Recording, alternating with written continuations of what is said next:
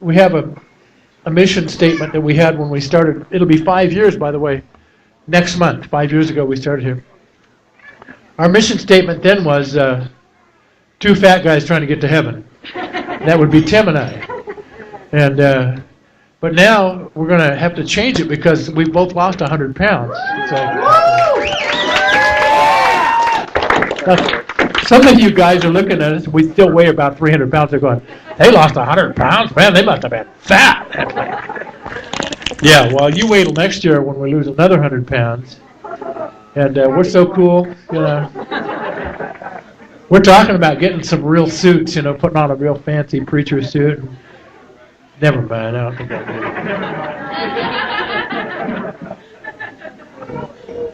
it. Two fat guys trying to get to heaven. Anybody want to hear our statement of faith, you know, what we believe? Okay, here. Who started on that? Oh, good. Okay. There is a God.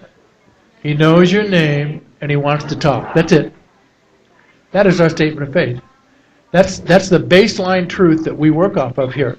That is what we believe is the most important truth in the Bible. There's a God. He knows your name, whoever you are, wherever you're sitting, wherever you are on YouTube, wherever you are on the CDs. He knows where you are. He's alive. He knows where you are. And He wants to talk to you about you. He doesn't want to just have some theological discussion about how He created the stars, or how does He make the moon and the sun stay up there.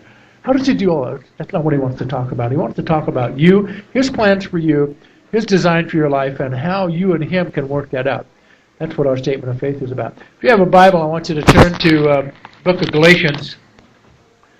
I announced last week, I never do this, but I announced the topic or the title of what I'd be talking about today. And what I'm talking about today is I came here to start a fight. I came here to start a fight. I'm tired of messing around. I'm tired of fooling around with things the way they are. Things the way they are in my life, things the way they are in your life. And some of you are tired of it too. So if you go to Galatians chapter 5, I'm going to show you where the fight is, and then we're going to talk about how to win the fight. Galatians 5.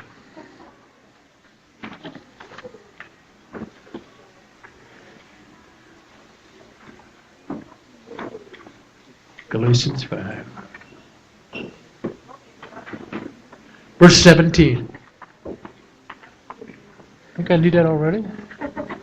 She must think I'm going to start crying over this. One of my beautiful daughters. For the flesh lusts against the Spirit, and the Spirit against the flesh, and these two are contrary one to another, that you cannot do the things you want to do. Let's read that again. For the flesh lusts against the Spirit, and the Spirit against the flesh, and these things are contrary one to another, so that you cannot do the things you want to do. There's a battle going on in you. There's a battle going on in you, and it's stopping you from seeing all that you want to see in your life. It's stopping you from being all that you want to be, and from touching all the things you want to touch. There's a battle going on between your flesh and your spirit. And I'm here today to tell you that that fight is already going on. The only people who don't know, the people who don't know that we're at war are going to be the casualties in that war. And so today I'm here to start a fight. I want you to see what the flesh is and what the spirit is. We have a lot of people today in the church who they call themselves warriors in the spirit, but most of the time they talk about fighting the battle, they're always talking about fighting the devil. Every time something comes up, it's the devil. It's kind of like the movie Waterboy. The devil. It's the devil. It's the devil. I'm tired of hearing about the devil. I'm tired of hearing all the excuses people make for why they're not doing what God called them to do. Listen to me. My Bible says in the book of Colossians 1:14 that I've been delivered from the power of darkness. Past tense, been delivered. There is no need for this nonsense. The devil is so defeated. Jesus made an open show of him at the cross. Everything that Jesus did in his life before the cross was in the old covenant. You have to hear this. It's not like it was. The cross changes everything. Jesus wins at the cross. He defeated the enemy at the cross. If you believe that Jesus went to the cross to pay for your sins, you're born again. But you need to see that he went to the cross to defeat the enemy. Satan has no power in the life of a believer. No power. So we have all these people arguing. I mean, it drives me nuts. They've been doing this for years.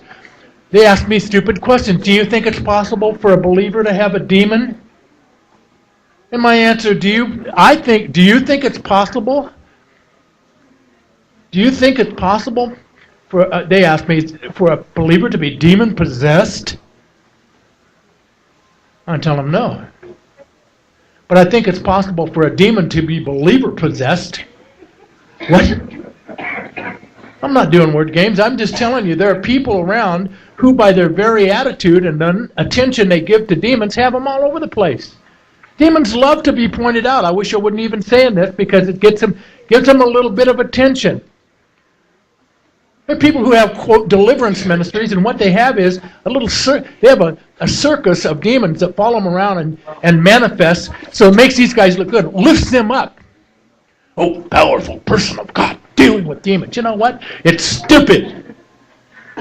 It's not part of what God's doing, and it's coming out of their flesh. The big battle in your life is not the devil, it's your flesh. You will stand before God and give an account for your actions, and you can't blame the devil before the throne. It's going to be you. God could not judge you if it wasn't just you.